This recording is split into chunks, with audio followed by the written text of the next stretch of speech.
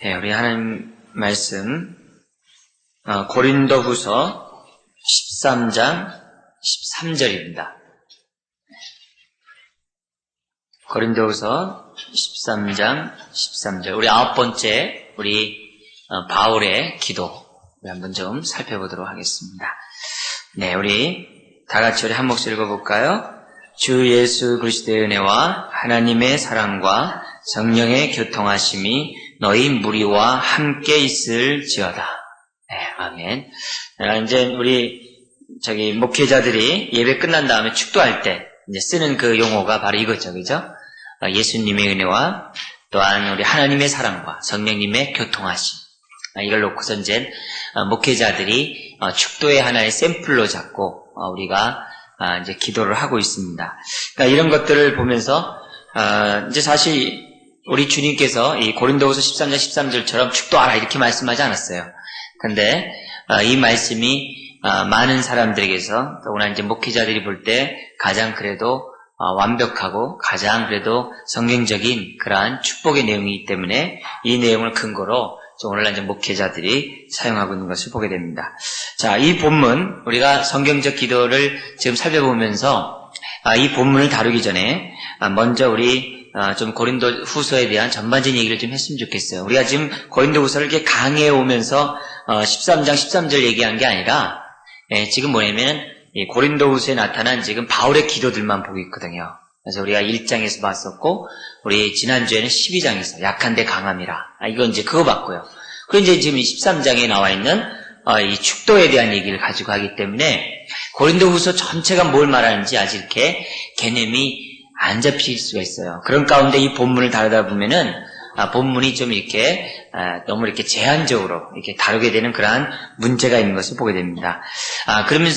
그러나 이제 저희가 이제 다시 한번 그래도 고린도후서가 그래도 어떤 내용이다 이런 얘기를 여러분들에게 좀 말하고 싶어요. 제가 고린도후서 1장 3절에서 5절 처음 얘기할 때 고린도후서의 전반적인 얘기를 대략 말씀드렸어요. 그때 뭐라고 말씀드렸냐면은 이 고린도후서는 바울의 그 사도성을 의심하는 사람들에게 나의 사도성에 대해서 그 하나님이 이렇게 함께 하시고 이렇게 보증하신다. 그러면서 자기의 그 사도성에 대한 그 변론서가 이 고린도후서라고 했어요.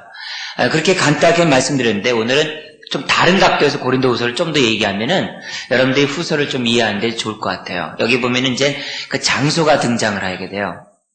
이제 이 고린도후서의 장소가 등장하게 되는데 그 장소 따라서 우리가 이해를 하면은 고린도후서 전체를 또한 이해할 수 있어요.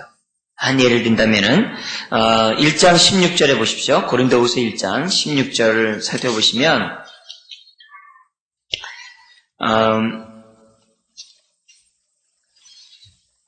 16절 같이 읽어볼까요? 너희를 지나 마게도냐에 갔다가 다시 마게도냐에서 너희에게로 가서 너희가 보내줌으로 유대로 가기로 경영했다. 이렇게 계획을 했다는 거예요. 처음에 어떻게 했다고 그래요? 고린도 갔다가 또 마게도냐는 뭐냐면 고린도가 밑에 있다면 지금 그리스 지역이에요. 밑에 있다면은 마게도는 바로 그 위에 있어요. 그래서 너희한테 갔다가 다시 마게도냐를 갔다가 마게도냐에서 어떻게 돼요? 다시 고린도로 갔다가 유대로 가는 것이 바울의 계획이었어요. 근데 바울의 마음속에 근심이 있었어요. 어떤 근심이 있었냐면 고린도 교회가 바울의 마음을 아프게 했어요. 바울의 마음을 아프게 한 게 뭐예요? 바울 말 안 듣는 거죠, 뭐야.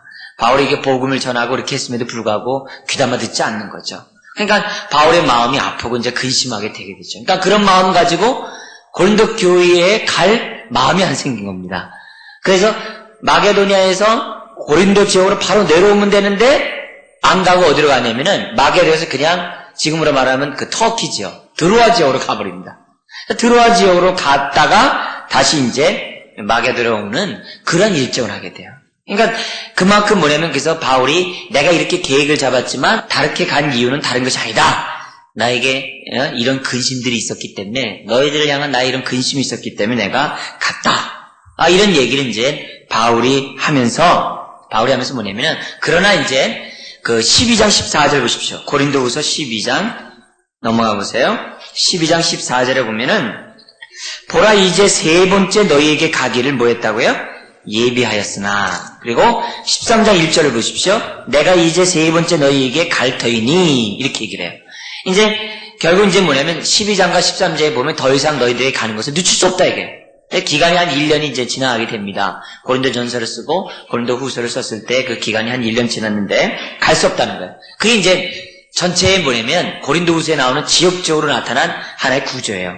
그리고 요런 지역 그 사이에 요 지역 사이에 뭐가 들어가냐면 3장에서부터 7장 4절까지는 바울이 뭐냐면은 자기 자신의 그 사도성에 대해서 그 자기가 이 근심과 자기 그 천거에 대해서 사도에 대한 천거에 대해서 이제 바울이 설명을 해요. 그리고 이제 10장에서 그 12장 13절까지 자기에 대해서 변론을 이제 하는 것을 이 뭐냐면 고린도후서의 전체적인 구조 속에서 우리가 살펴볼 수가 있습니다.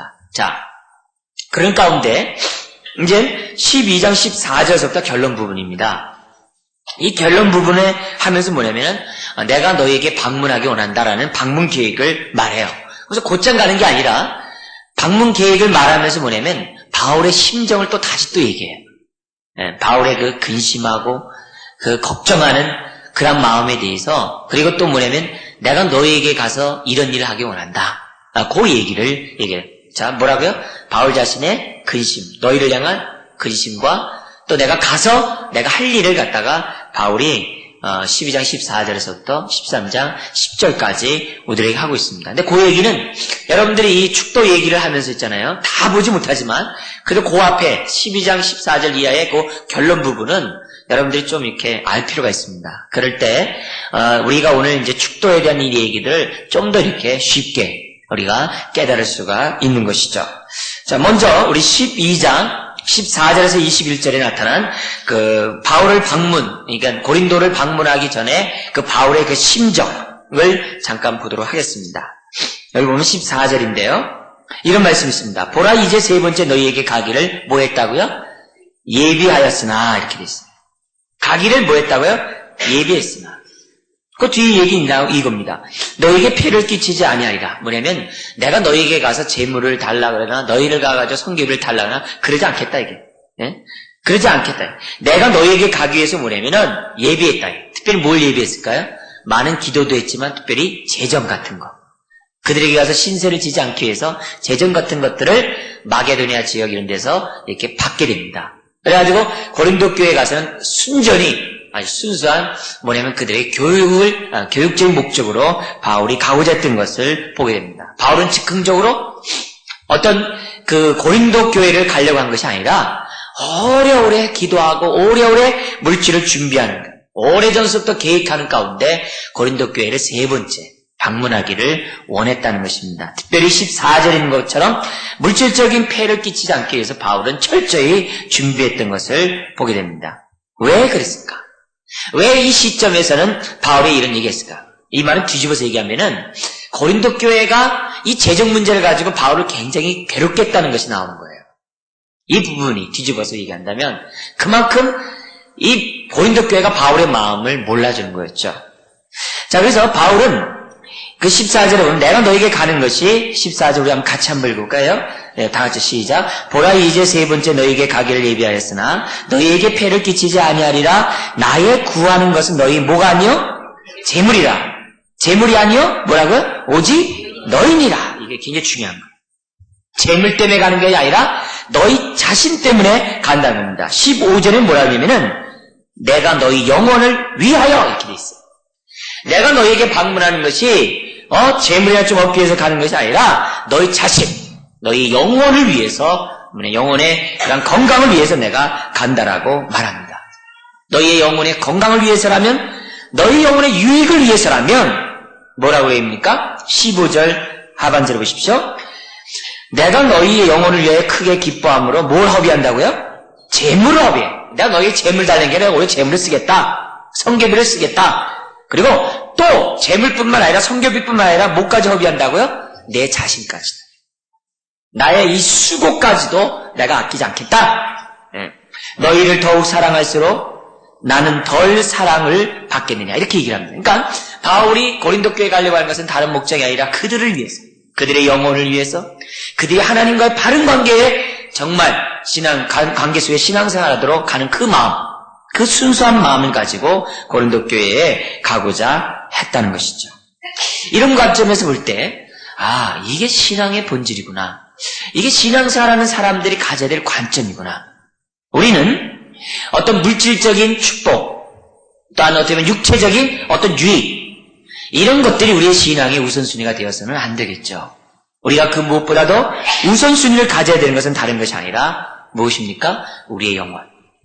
하나님 앞에서 우리의 영혼이 어떤 모습을 가지고 있느냐. 이것이 바로 우리가 하나님 앞에서 무엇보다도 우선적으로 가져야 할 내용인 것을 보게 됩니다. 그래서 내 영혼에 유익이 되는 일이라 하면은 때로는 물질의 손해도 볼 수 있고, 내가 이 땅에서 실패할 수도 있고, 내가 성공을 내가 거부할 수도 있고, 내 영혼의 유익을 위하는 것이라고 한다면 내 육체가 비록 연약할 수도 있고, 내 가시에 있는 거를 없애달라고 기도했잖아요, 바울이요.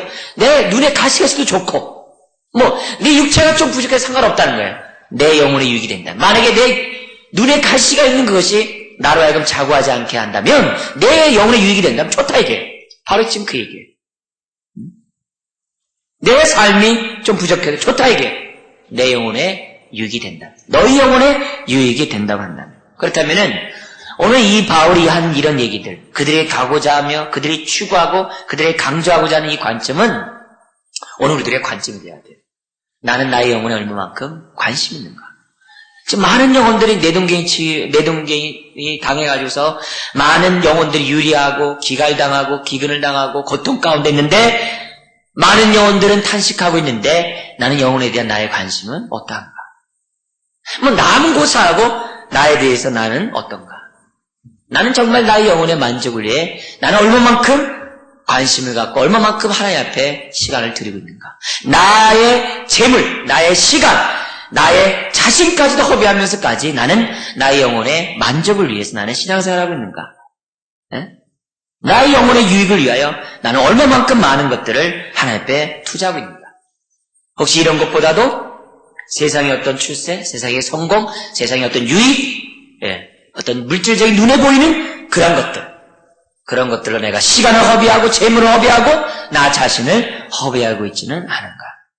우리는 이런 바울의 모습을 보면서 우리들이 조심해야 됩니다. 우리가 공부할 수 있어요?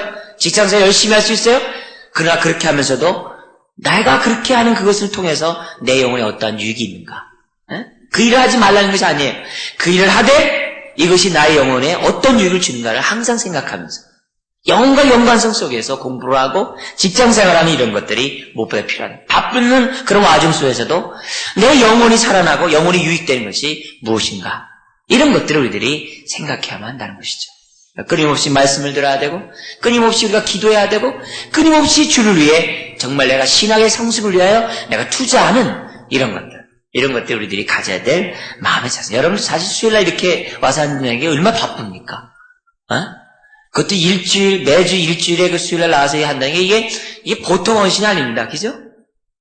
여러분 볼 때 수요일에 이렇게 앉아있는 게 직장생활하고 공부하고 와서 얼마나 피곤합니까? 근데도 뭐예요? 내 영혼의 유익이 되기 때문에 다른 걸 포기한다 이거 아니에요. 그죠? 이것이 나에게 영혼의 유익이 되기 때문에 내가 이 시간 드리는 거 아니에요. 그죠? 그런 의미에서 볼 때 우리들은 바울의 그런 후회라고 얘기할 수 있고, 또 이런 관심이 그냥 머무르는 것이 아니라 보다도 더 우리의 삶 가운데 풍부하게 나타나야 된다고 봅니다. 그리고 19절에서 또 21절에 보면은 바울이 그들에게 가는 그 목적에 대해서 또 얘기하고 있는데 19절에 보면은 이렇게 얘기합니다. 이때까지 우리를 너희에게 변명하는 줄로 생각하는구나. 아닌데 말이죠. 우리가 그리스도 안에서 누구 앞에서 말한다고 그럽니까? 하나님 앞에 말하라. 내가 이렇게 말하는 것이 하나님 앞에서 말한다 이게. 뭘 말하냐? 사랑하는 자들아, 이 모든 것은 너희의 뭘 세우기 위함이라고요? 덕을 세우기 위함이라. 바울이 고린도 후서 이렇게 쓰는 것이 바로 너희의 덕을, 내가 너희에게 가는 것이 너희의 덕을 세우기 위해서, 너희의 유익을 위해서 간다라고 얘기하고 있는 것을 보게 됩니다. 사실 보면요, 고린도 교회는 덕스럽지 못했거든요. 고린도전서에 나와 있는 그 내용만 보더라도 끔찍해요. 어떻게 성도들이 저럴 수 있는가? 어떻게 교회가 저럴 수 있는가? 망가져도 어떻게 저렇게 망가지는가? 그런 교회였거든요. 근데 고린도전서를 보냈음에도 불구하고 그들은 바울의 말을 갖다 전적으로 듣지 않았어요. 어떤 사람은 잘 들었는데 어떤 사람은 바울의 말을 귀담아 듣지 않았어요. 오히려 더 바울의 사도성에 대해서 막 이의를 제기하는 거예요. 그런 거 볼 때 바울이 얼마나 마음이 아팠겠어요. 그들의 모습은 덕스러운 게 없었어요. 응? 그런 사람들에게 바울은 간다 이게요. 왜? 그들의 덕을 세우기 때문에. 그들의 이익을 세우기 때문에.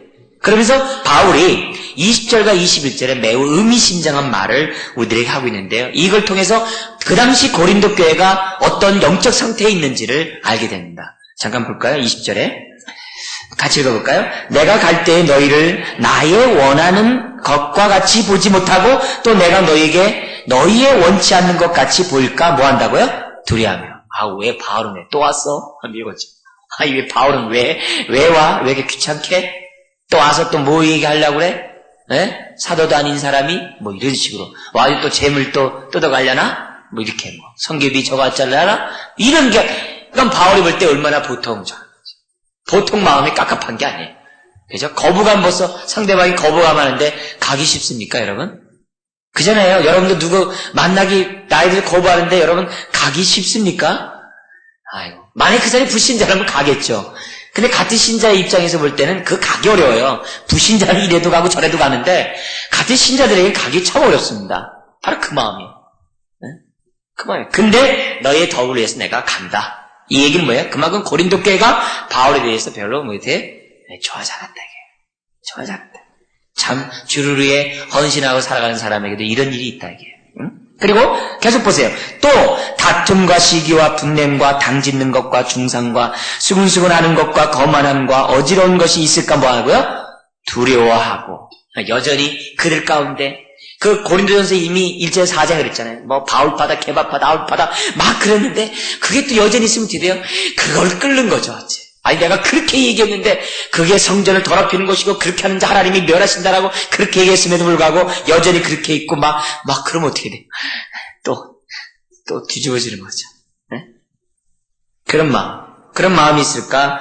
두려워하고. 그 다음에 21절.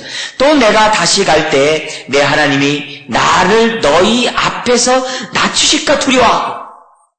네? 그들이 안 받고 그들이 거부하고 또 배척하면 어떻게 돼요?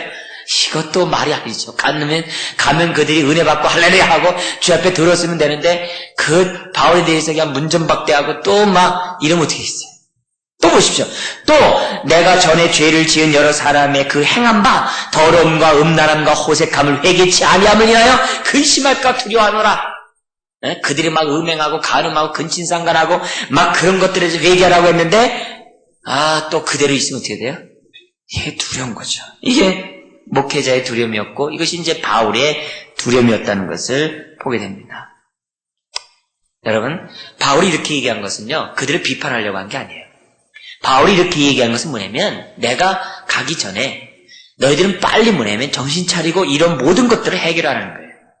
바울이 그들을 갖다 이렇게 막 깔아뭉기고 그들로 하여금 막 창피를 주려고 한 게 아니라 그들로 하여금 어떻게 돼요? 그 모든 것들이 원상회복되기를 바라는 그런 마음에서 지금 바울의 심정을 얘기하고 있는 거예요.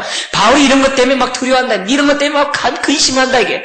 이런 것 때문에 내 마음이 막 속쓰리다 이게. 그러니까 너희들이 내 마음을 좀 알아서 너희들 가운데 빨리 회개함이 있고 너희들 가운데 그 당짓는 이런 것들 좀 없애고 너희들이 덕스럽지 못한 것도 좀 제거하고 내가 갈 때 좀 어떻게 돼요? 정말 할렐루야 기쁨을 맞아주기 바란다. 이런 마음에서 이제 마지막 결론 부분에 설명하고 있는 거죠. 그리고 13장 1절에서 10절의 내용은 뭐냐면 그냥 끝나도 되는데 바울은 참 진짜 어떻게 보면 아나무인이에요. 그런 사람들에 대해서 뭐예요? 그들에게 고쳐야 될 것을 끝까지 한마디 하는 거예요, 또. 나중에 의도 터지고 그들이 거부하긴 하더라도 좋다, 이게. 그래서 끝까지, 하나의 또 진리의 말씀을 13장에서 얘기하고 있습니다. 그들의 13장이 뭐냐면 그들의 그 믿음이 없는, 그들의 불신에 대해서 설명하고 있어요. 특별히 뭐에 대한 불신이냐면은 부활에 대해서. 복음 가운데 부활에 대해서. 그래서 그 증거가 4장에 나옵니다. 우리 한번 같이 한번 읽어볼까요? 그리스도께서 약하심으로 십자가에 못 박히셨으나 오직 하나님의 능력으로 살으셨으니 우리도 저희 안에서 약하나 너희를 향하여 하나님의 능력으로 저와 함께 뭐라고요? 살리라. 주님의 부활과 우리 그리스도의 그 부활을 지금 뭐냐면 바울이 얘기했어요. 이 얘기는 고린도전서 15장에서도 그대로 반복된 얘기예요. 고린도전서 15장이 부활장 아닙니까? 그죠? 부활에 대해서 설명했는데 그들 가운데 뭐냐면은 부활에서 여전히 믿지 않는 사람도 있었던 것 같아요. 부활에 대해서. 부활이 없으면 모든 것이 헛거고 믿음도 헛거고 다 헛거다 라고 얘기했음에도 불구하고 사람들이 그 부활에 대해서 믿지 않고 우리들이 다시 부활한다는 것에 대해서 신앙을 갖지 못했던 것을 보게 됩니다. 그래서 그러면서 뭐라고 얘기하냐면은 바울이 그런 자들을 향해서 5절입니다. 같이 한번 읽어볼까요? 너희가 믿음에 있는가 너희 자신을 시험하고 너희 자신을 확증하라. 예수 그리스도께서 너희 안에 계신 줄을 너희가 스스로 알지 못하느냐? 그렇지 않으면 너희가 버리온 자니라. 스스로 너희가 믿음이 있는가 없는가를 한번 분별해 보라는 거예요. 뭘 가지고요? 뭘 가지고요? 우리들 가운데 뭘 통해서요? 어떤 것이 믿음이 있는가 없는가를 알 수 있어요? 다른 것이 아니라 5절에 보니까 그리스도께서 너희 안에 계신 줄을 이렇게 얘기했어요. 그리스도께서 너희 안에 계신 줄. 그리스도 어떤 그리스도예요? 부활하신 주님이 너희 안에 계신 줄을 너희가 스스로 알지 못하느냐? 그러면 너희가 버린 자다. 이게 굉장히 중요한 얘기입니다. 내가 예수를 믿어요. 믿어요. 오케이, 믿어요. 그래, 나 믿어요. 그래서 나 하나님의 자녀가 되고 구원받았어요. 할렐루야 그랬어요. 근데 내 마음에 부활의 주님이 나와 함께 내 안에 계시다는 것을 내가 알지 못하면 그럼 믿음 없는 거예요. 예수님을 내가 믿어요. 하나님을 아버지라 고백해요. 그럼에도 불구하고 내 안에 다시 사신 주님이 내 안에 계신 것을 스스로 알지 못하면 버리온 자라는 거예요. 믿음이 없다는 거예요. 그러면 내 안에 계신 것을 어떻게 알고 있어요? 다른 것이 아니죠. 나의 삶 속에 부활의 증거가 있냐 이게. 다른 거 없어요. 내 안에 부활의 증거가 있냐. 이 말은 다른 말로 하면 뭐냐면 내가 주님의 다스림을 받고 있냐 이게. 주님을 늘 생각하면서 주님의 인도 가운데 내가 살고 있냐 이게. 그걸 보고서 내가 스스로 믿음이 있느냐 없느냐를 판단할 수 있다 이게. 내가 입술로 그냥 고백해서 나 예수님 믿어요. 그게 아니라 내 안에 부활의 주님이 살아 역사하셔서 내 삶이 부활의 증거들이 나타나느냐 그걸 보고서 내가 믿음 있느냐 없느냐. 3절 한번 읽어볼까요? 이는 그리스도께서 내 안에서 말씀하시는 증거를 바울이 이렇게 얘기하는 거예요. 내 안에서 말씀하시는 증거를 너희가 구함이니 저가 너희를 향하여 약해지지 않고 도리어 너희 안에서 뭐 한다고요? 강하시니라. 이런 증거가 이런 체험이 우리 가운데 있느냐? 그게 믿는 사람이라는 거예요. 왜 이름뿐이 크리스찬이 많을까요? 왜 변화받지 않은 크리스찬이 많을까요? 왜 자라가지 않을까요? 왜 이 땅에 천만의 크리스찬이 있다고 하지만 왜 이렇게 정체되어 있을까요? 오히려 줄어들까요? 다른 것이 아니라 우리 안에서 각자의 마음속에서 부활의 주님이 삶 속에서 증거를 나타나지 않는다는 거예요. 그래서 그 다음적인 증거가 뭐냐면은 우리가 이 세상 사람들에 대해서 강력하게 예수는 부활하셨습니다 라고 말하면 예수 믿습니다. 근데 사람들이 예수님이 부활했다는 사실을 확신 있게 말하지 않기 때문에 안 믿어요. 한번 가만히 생각해 보세요.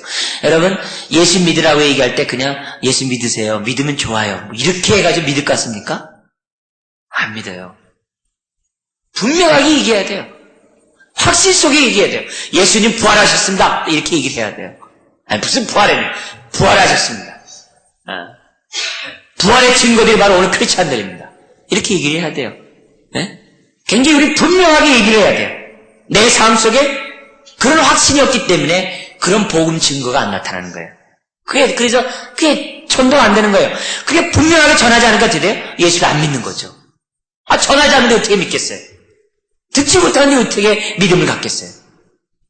그런 의미에서 볼 때 우리들이 분명히 알아야 될 것은 부활의 주님이 내 안에서 얼마만큼 확실하게 역사하고 있는가.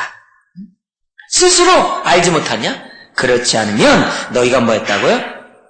버린 자니라. 우리 주님 우리가 강력하게 부활에 대해서 표현하기를 원하십니다.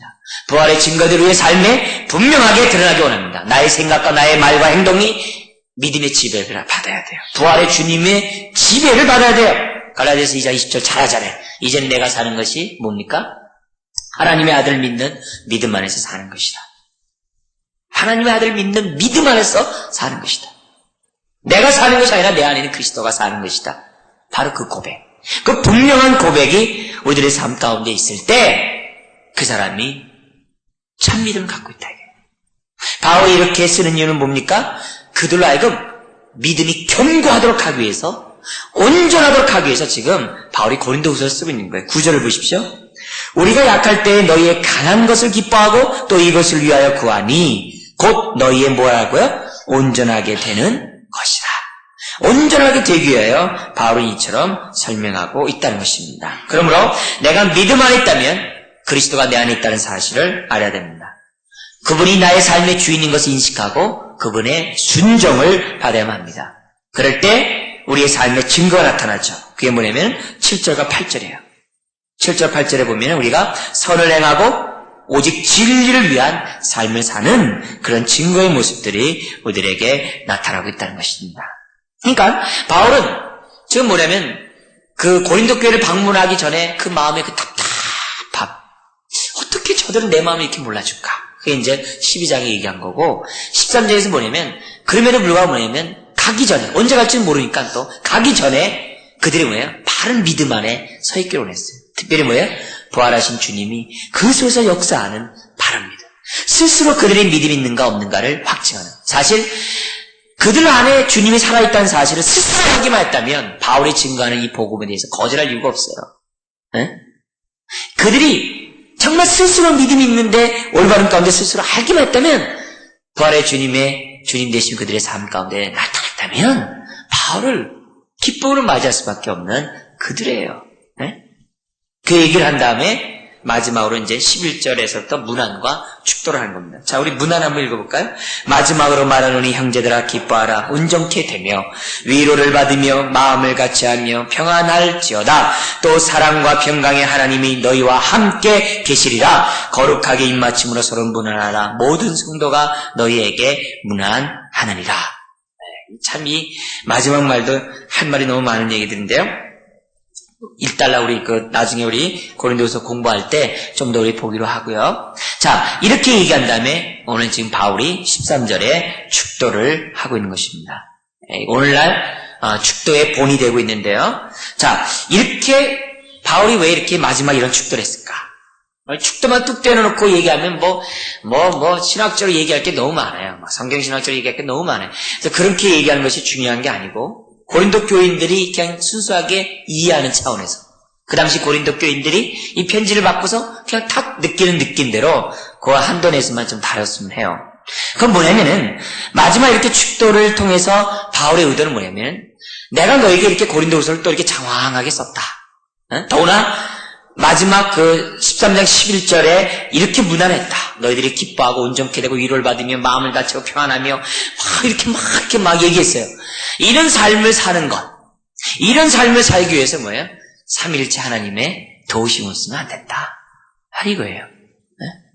하나님의 도우심 없이는 너희들이 신앙생활 제대로 못한다. 믿음생활 제대로 못한다. 그리고 고린도 전서에 나와 있는 이와 같은 삶을 살지 못한다. 내가 너에게 전해준 그 복음대로 살아갈 수 없다. 사람들은 스스로 자기의 스스로의 결단만 가지고 믿음생활을 못해요. 그죠? 우리 삼위일체 하나님이 도와줘야 하지만이 신앙생활이에요. 그죠? 하나님 도움 없이 지금까지 이 자리까지 온다 해서 소감 들었어요. 그건 교만이죠.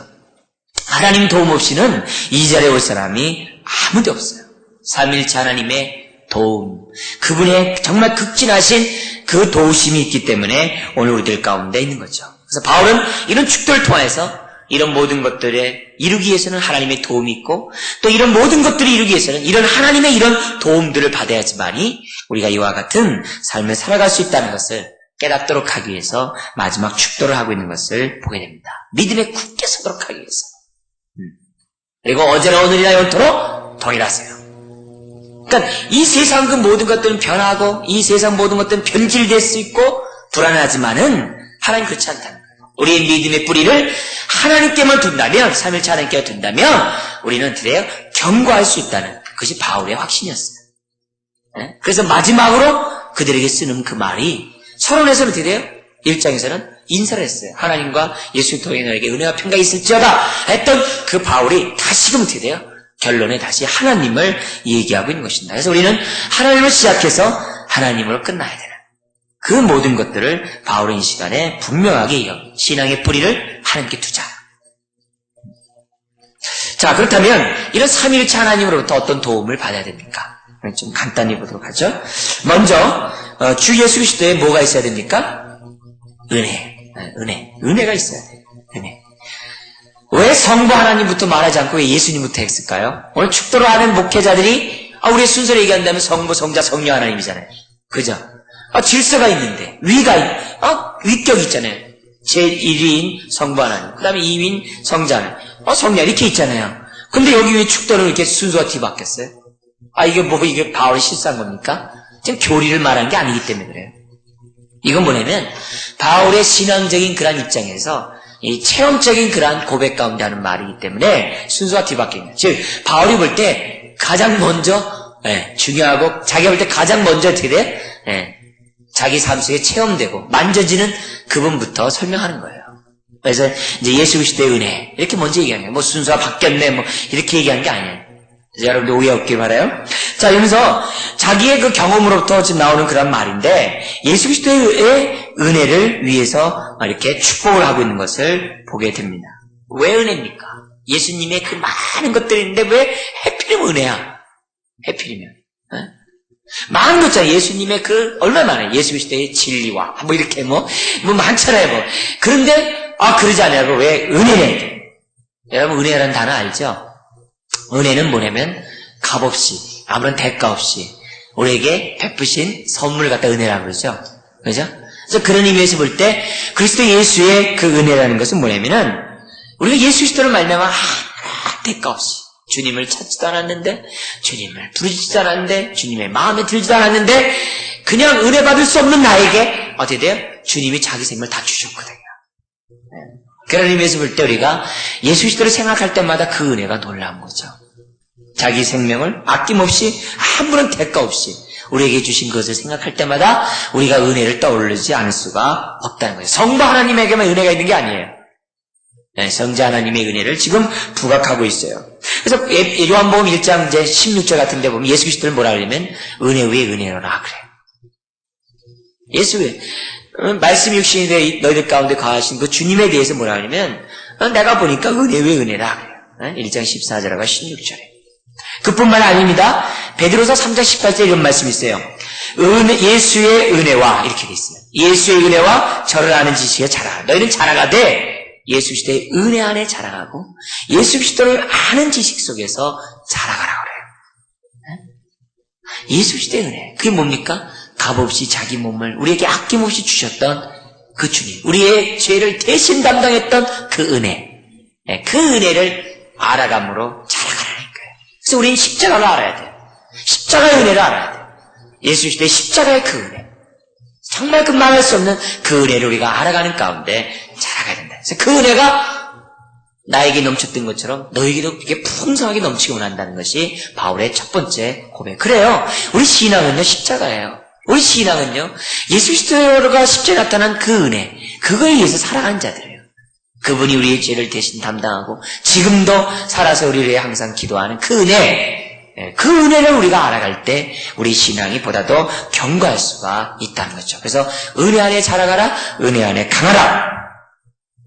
그렇기 때문에 우리는 끝까지 은혜 받을 수 없는 자에게 끝까지 은혜를 베푸신 그 은혜, 그걸 붙잡아야 돼요. 그래야지만이 고린도후서 12장에 나온 것처럼 내 은혜가 내게 족하다.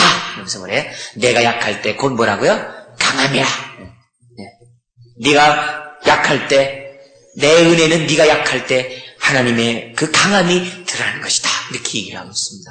그러므로 여러분들이 그 은혜를 알아감으로 더욱더 십자가의 비밀을 알게 하시고 그 은혜를 알아감으로 여러분의 약함 속에서 여러분의 강함이 드러나기를 주의 이름으로 축원드립니다. 두 번째 나타나는 것이 뭡니까? 하나님의 사랑이에요. 은혜뿐만 아니라 사랑이에요. 근데 아버지의 사랑 그러지 않고 하나님의 사랑이에요. 이 말이 뭡니까? 1차적으로 알아야 될 것이 뭐냐면 우리가 범죄함으로 말미암아 하나님의 진노 아래 있었어요. 그죠? 하나님의 심판 아래 있었어요. 근데 바로 그 하나님과의 이런 원수지간을 그 에베소 2장 1절부터 10절이에요. 거기 자세히 나왔는데요. 그 원수지간을 예수 그리스도의 피로 말미암아, 그 은혜로 말미암아 하나 되게 하셨어요. 하나 되게 하셨어요. 네? 그래서 예수 그리스도로 말미암아 어떻게 돼요? 하나님과 우리가 화해됐어요. 바로 그 화해할 수 있는 것이 뭐냐면 하나님의 사랑이라는 거예요. 더구나 그 사랑은 우리가 죄인 되었을 때, 원수 되었을 때, 우리가 정말 하나님을 찾지도 않은 그때 우리에게 나타났다라고 성경을 우리들에게 말씀하고 있다는 것이죠. 하나님의 그 사랑 때문에 오늘 우리가 감격하는 것이고, 하나님의 그 사랑이 있기 때문에 오늘 우리가 하나님 앞에 이처럼 나온 것이 아닙니까? 그 사랑을 우리가 정말, 하나님은 정말 그 사랑인 것을 우리들이 우리의 삶 속에 체험하고 있지 않습니까? 그 사랑이 끝까지 우리를 사랑하기 때문에 오늘도 우리가 위로를 받고 우리가 세움을 얻는 것이 아닙니까? 그렇기 때문에 우린 그 사랑이 우리 공동체 안에 넘치도록 해야 돼요. 하나님과 원수 되었던 사람이 하나 되고, 하나님의 또 사랑이 우리에게 넘침으로 인해서 어떻게 돼요?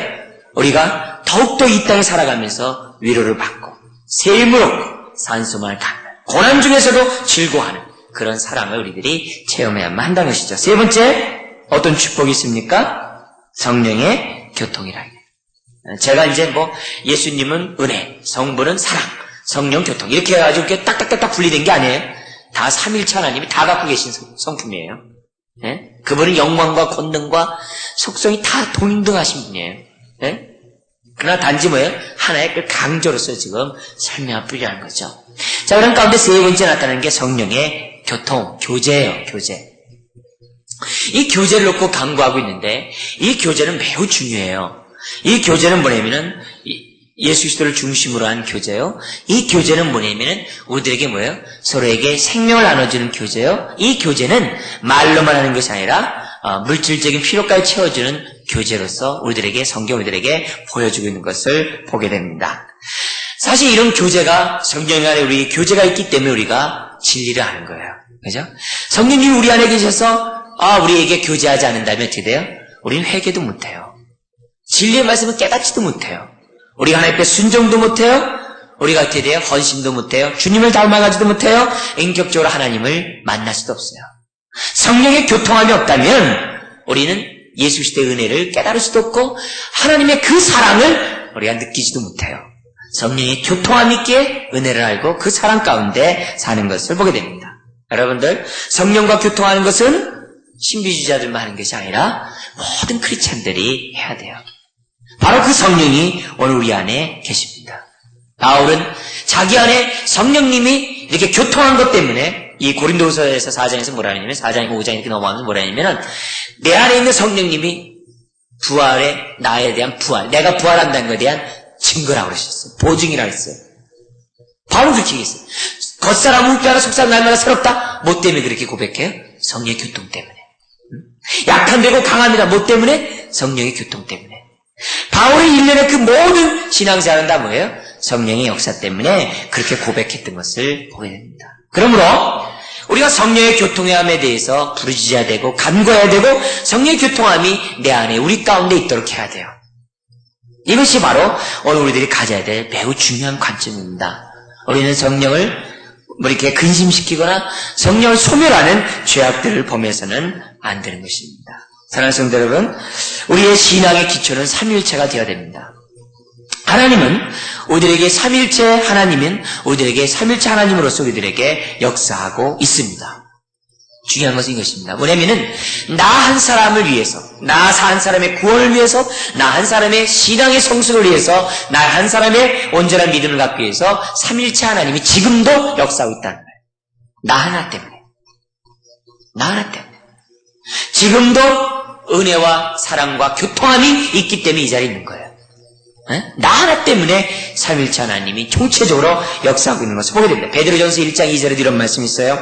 하나님 아버지의 미리 아심을 따라 성부 하나님의 미리 아심, 성령의 거룩히 하심으로, 성령의 거룩하심으로 순종과 예수 그리스도의 피뿌림을 얻기 위하여 택하심을 입은 자들에게, 우리가 어떤 자라고요? 성부의 미리 하심과 성령의 거룩하심과 성자 하나님의 피뿌림 때문에 우리가 어떻게 돼요?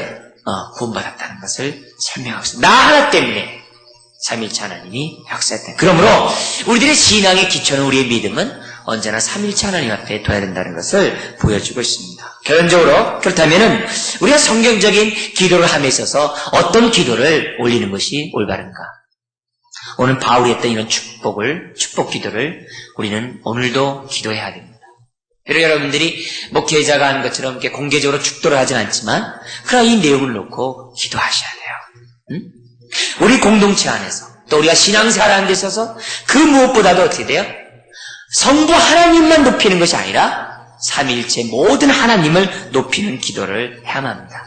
유대교처럼 이슬람 교도처럼 뭐냐면 알라, 여호와 한 하나님만 높이는 것이 아니라 삼위일체 하나님을 높이는 신앙을 가져야만 한다는 것입니다. 성자 하나님에 대해 성령 하나님에 대해서 높이는 것이 바람직하다는 것을 여러분 기억하십시오. 그래서 기도할 때 성부 하나님께만 기도하지 마세요. 초신자 때는 그렇게 하겠죠.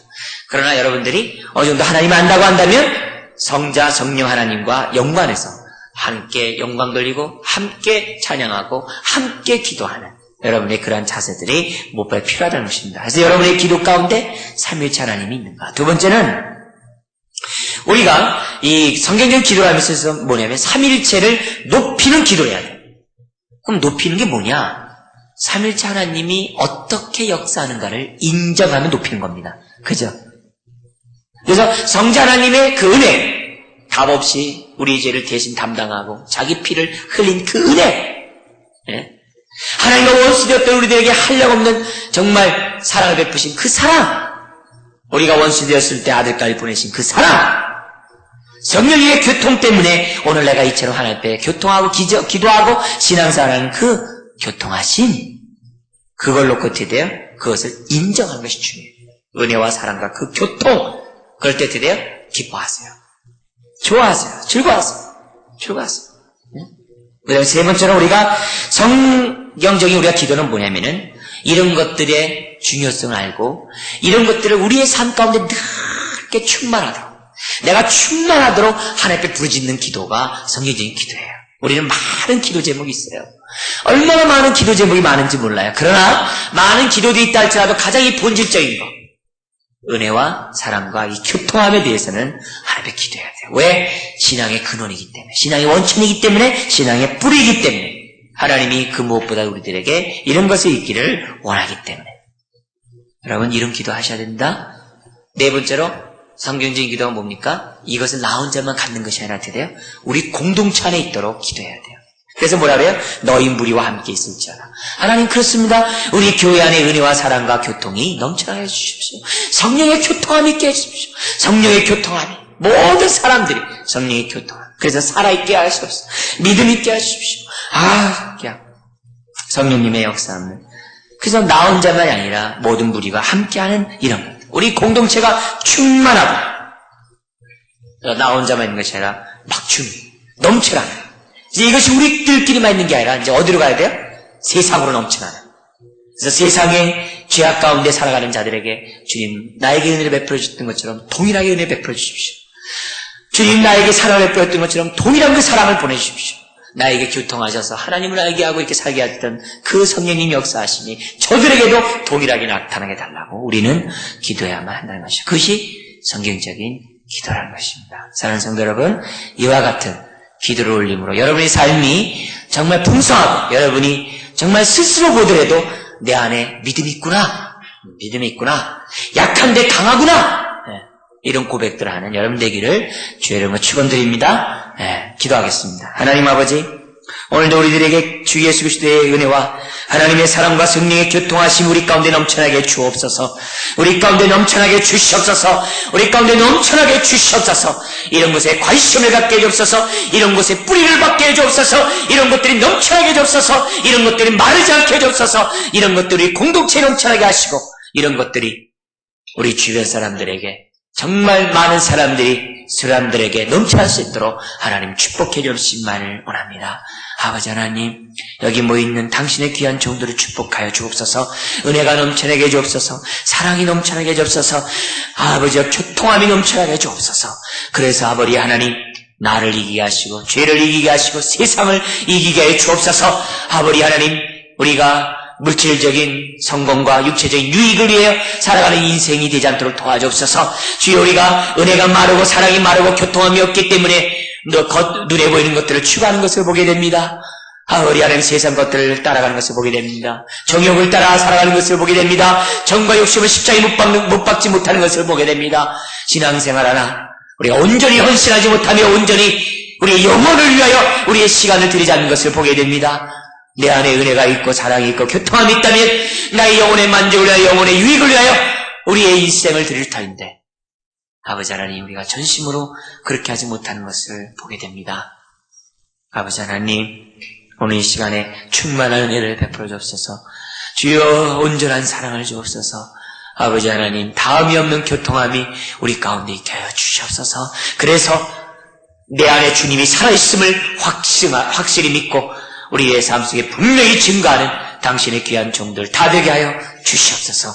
아버지의 머리 숙인 한 사람 한 사람들에게 스스로 믿음 있는가 아버지의 시험하는 가운데 확증하는 당신의 귀한 종들 되게 해 주옵시고 바울처럼 약한데 강함이 드러나는 당신의 귀한 종들이 다 될 수 있도록 아버지 하나님 축복하여 주시옵소서. 주여 저희 교회를 사용해 주시고 주여 모든 이 땅에 있는 교회들을 사용하여 주셔서 아버지는 세상 사람들이 하나님의 은혜와 사랑과 아버지 하나님이여 교통함을 맛보는 그런 일들이 생겨나게 하여 주시옵소서. 우리를 사용하여 주옵소서. 바울처럼 사용하여 주옵소서. 바울처럼 사용하여 주옵소서. 바울처럼 충만케 하여 주옵소서. 믿사오며 예수님의 이름으로 기도드리옵나이다. 아멘.